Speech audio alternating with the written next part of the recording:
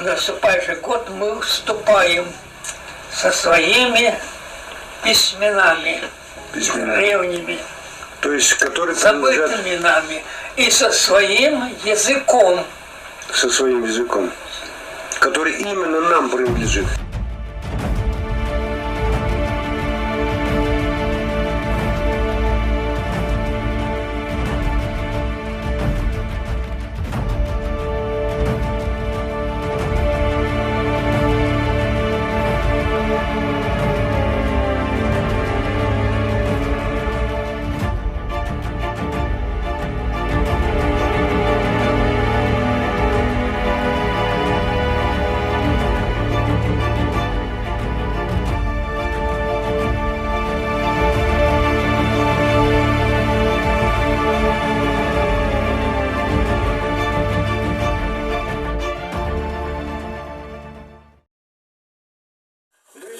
Благодарны этому человеку по той простой причине, что этот человек однажды определил нас, ну, скажем так, условно, нашу пригодность, и как-то выделил из этой серой толпы и призвал себе. Мы как бы причастны к этой судьбе, или судьбе этого человека, и как бы мы себя вписываем в его историю. Разумеется, это, конечно, история не только для наших дней, но и для наших потомков. В одной из собраний у академика Аринина Анатолия Николаевича, как вот в этой, которую вы видите в кадре, я познакомился с доктором медицинских наук, академиком, профессором, лечащий врач Анатолий Петрович Ефимов-Урак. Он чуваш, родом с Чувашской республики, но работал в Нижнем Новгороде, там он учился в Нижнем Новгороде, там и остался работать, и как бы всю жизнь там и проработал. В беседе мы оказались рядом за столом, и я обратил внимание на перстень, который у него на пальце. Перстень был серебряный, интересными такими рисунками. Вот я вам сейчас показываю это в кадре. И поинтересовался. Рисунки перстня обозначали какие-то черточки, линии непонятные. Я поинтересовался. Оказывается, это все расшифруемо. И его расшифровал академик Сергеев. И тут мне вспомнился случай, когда с вахты вернувшись однажды, я смотрел центральное телевидение, какой-то канал, не помню. И в этой передаче речь шла о письменности майя. Письменность майя. Расшифровку письменности майя приписывают Юрию Кнорозову. Но так или не так, расшифровал ли он или нет, я не знаю, в общем-то. Но есть и сторонники, которые подвергают под сомнение его работу. Но вот в этой передаче говорилось о том, что долго не понимали письменность майя. Что означают эти письмена, как их понять и как суть значения этой письменности. Пригласили некоего Сергеева, академика. И этот Сергеев за неделю, ведущий программы этой передачи, говорит, за неделю Сергеев расшифровал, прочитал суть значения вот этих иероглифов, письмена майя. И вот я говорю, слушайте, говорю, а где этот Сергеев? А он говорит, чуваш, в Новочебоксарске живет. Как так? Я ему говорю, я уже слышал передачу о нем. Вскоре позвонил Сергееву, Эрнсту Михайловичу, и пожелал с ним встречи. Так мы с ним познакомились, с этим милым человеком, и в общении с ним вышли несколько фильмов, роликов, которые, в общем-то, несли информацию о том, о работе Сергеева, Эрнста Михайловича, академика. Ну, что сказать, величайший ученый человек, который и пошел не по пути кем-то прокатанным, а сам как исследователь, как ученый, допытываясь до всей сути, он пласт за пластом раскрывал содержание вот этих всех рисунчатых, которые дошли до наших дней памятников. Он их расшифровывал, добиваясь вот это суть и значение для понимания и ума, и К разума. вашим относятся не только болгары, балкары, там караимы, казахи, киргизы, тувинцы, алтайцы. Они все из чувашевского лона вышли. Вот. К чувашам, да, к чувашам принадлежали хунны, ху. И это нести свободно можно китайцев, древних китайцев. Потому что современные китайцы, вот, они не знают своего китайского языка. А современный китайский язык это просто сплав тоже, как и сплав чувашский. Это чувашский крик. И, наверное, свою историю-то они скрывают, скорее всего. Элите дают все знания. Хочешь учиться, учись, но в то же время познай знания. Это начальной школы, чтобы более-менее читать письма, писать письма. И совершенствуйся, чтобы знать и читать в совершенстве. Это да, в совершенстве газеты центральные. Вот. А дальше уже они изучают и древнекитайский язык, изучают и живут по правилам мудрости. Вот. Книга мудрости китайская. Ну, тут уже все сказано. Всех мыслителей Китая. И каких веков это объединяет книга? Сколько тысячелетий? Знаний примерно 2,5, так, 5,5 тысячелетий. 5,5 тысячелетий накопленного опыта, мудрости народной. То есть это даже глубже, чем Конфуция, наверное, знание.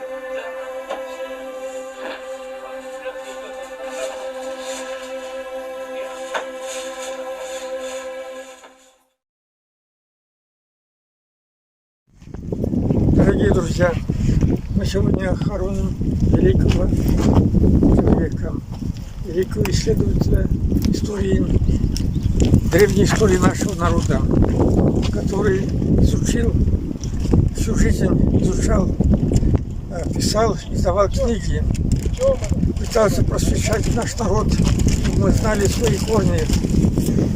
К сожалению, он пока не признан. Но я верю, что придет время, он будет признан, и мои слова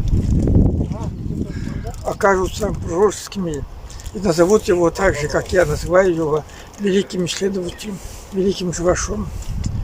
Это Призма Булдар, пусть яка будет его земля. Мы его никогда не забудем.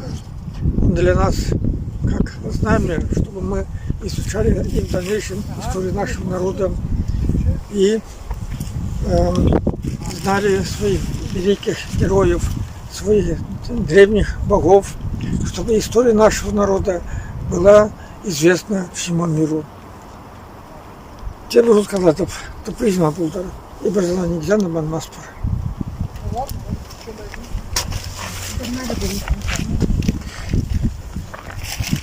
Дорогие друзья,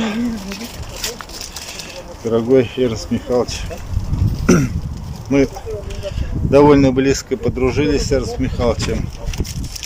Говорили, хотя и основную часть наших встреч про его творчество, про его наработки, что удалось ему раскопать, что удалось ему расшифровать из тех пластов древних и древнейших письмен наших предков.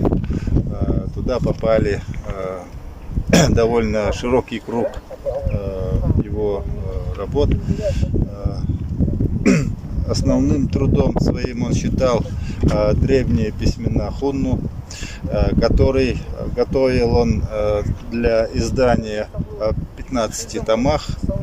13 томов готовы, они на руках. Работал над 14-15 томами.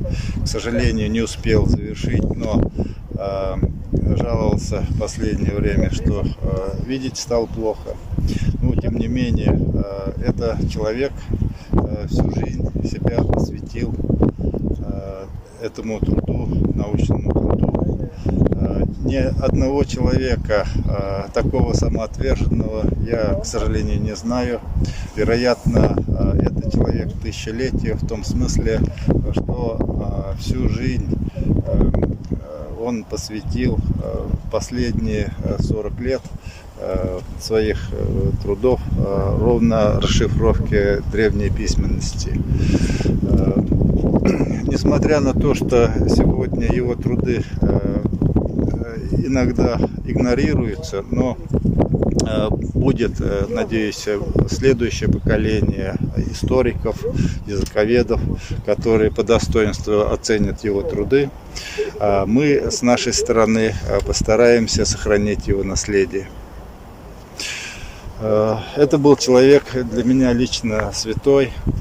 Он из редких людей, кого можно было бы уже сразу после смерти объявлять святым.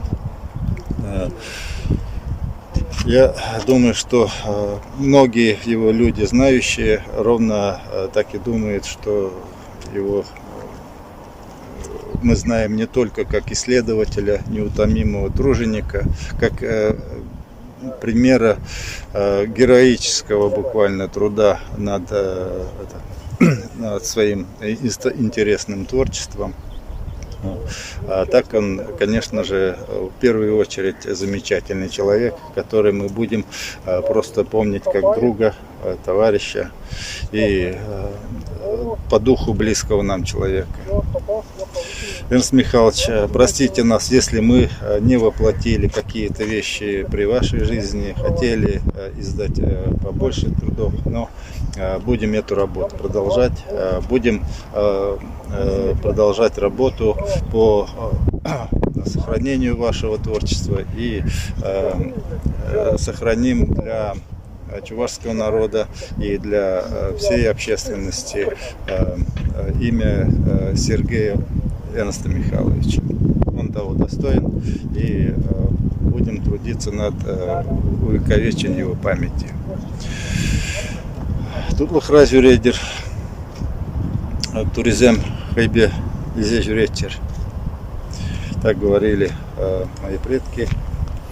Я думаю, что Эрнст Михайлович уже, как говорится, одесную его.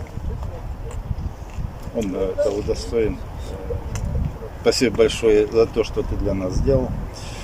И будем тебя помнить добрыми словами в каждом случае. Спасибо.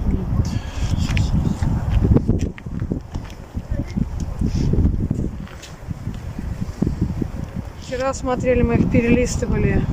Фотографии, да, альбомы взяли, фотографии перелистывали. Он где только не работал. Весь Союз объездил. Был на севере, на юге, в Таджикистане, в Узбекистане. И я рада, что вы приехали к нему. Мы собирались на юбилей, на 85-летие 7 октября собраться. Я хотела найти вас, кто его знал, и накрыть стол, посидеть, поздравить, но полгода не дожил. Но мы будем помнить его. Талантливый человек. человек, но еще не раскрытый. Потом...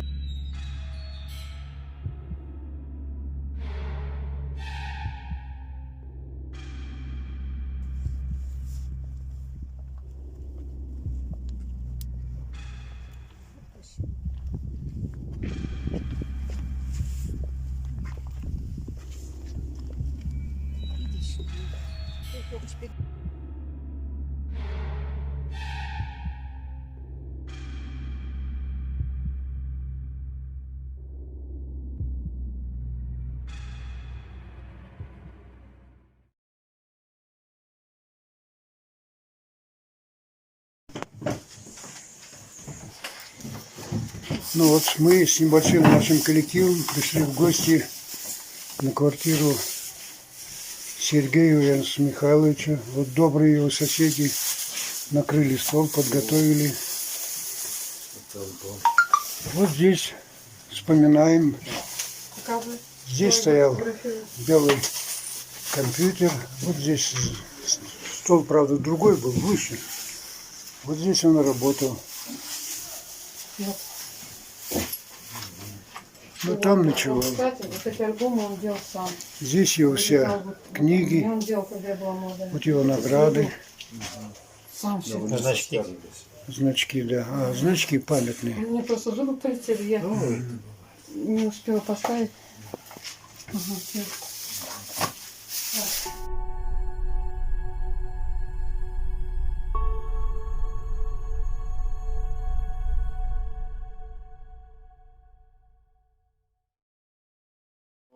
Интервью, которое вы брали у Эрнста Михайловича здесь. Я смотрел ваши интервью. Очень, сразу после того, как заинтересовался его трудами, было для меня тоже чисто познавательно, очень полезно это Видео мое. конечно. Вот, так, кому интересно, вот о письменности бывшей. Не сразу же была кириллическая письменность у Чувашии. Конечно. Сперва она была иероглифическая, потом она руническая. Нет, рунические-то, наверное, были оставлены уже народом. Нет, они потом с принятием мусульманства в Волжской Булгарии основной стало вот арабское письмо. То, что называют там арабская вязь, это совсем не арабское, это написано по-чувашски, но буквы арабские. Вся разница. А речь, она чисто чувашская. Ну да, ну это, конечно, господи, я забыл.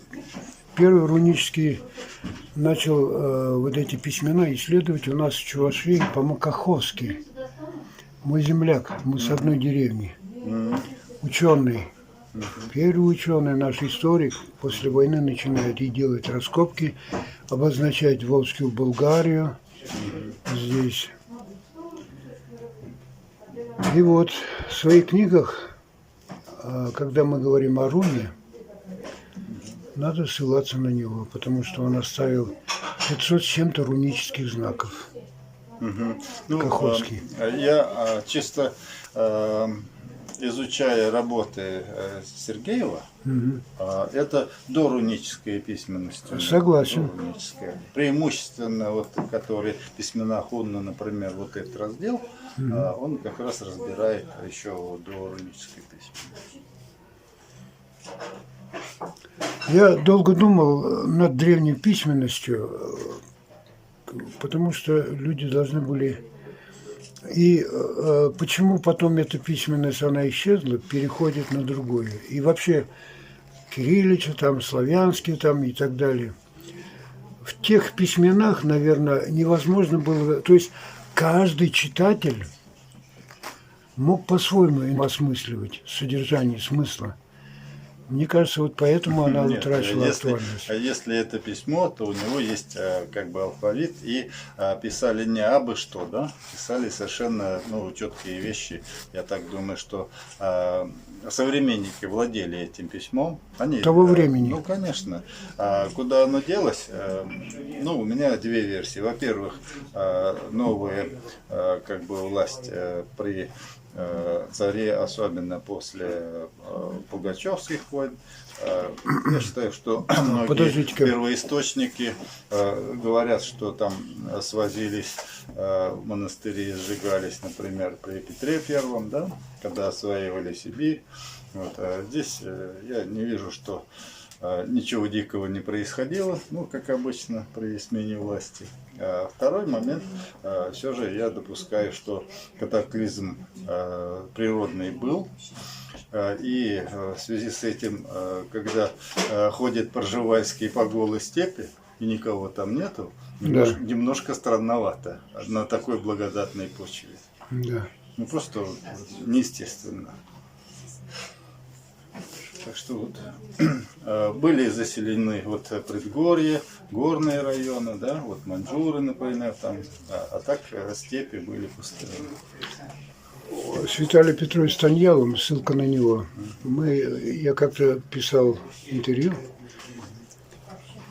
нам, как он говорит, нам, чувашскому народу, нужно воспитывать своих студентов и отправлять в Самарканд изучать древнюю историю. Почему? Потому что там, говорит, в горной местности или в горах на 11 этажей в глубине в земле хранятся древние письмена, истории древних народов. Мы не способны, мы, чувашский народ, мы не способны отправлять туда своих студентов, чтобы они изучали древнюю историю.